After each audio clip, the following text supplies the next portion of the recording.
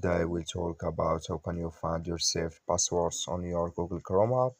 We're going to figure out the solution or know how you can do that on your app. So all you have to do, so you just go above this sign, click on it here. So then it's going to show for you a list like this here. Then all you have to do, just click here on settings here. So then it's going to take you to this list here. Click here on Google Password Manage. So then it's going to take you to this list here. Just switch into open video. Then here you will find all saved password here, or just click here on save passwords in your account.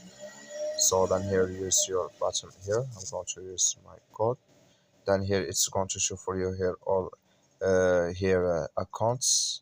So then here can you choose accounts here you want to log in on your Google Chrome app. That's all you have to do. Thank you for watching.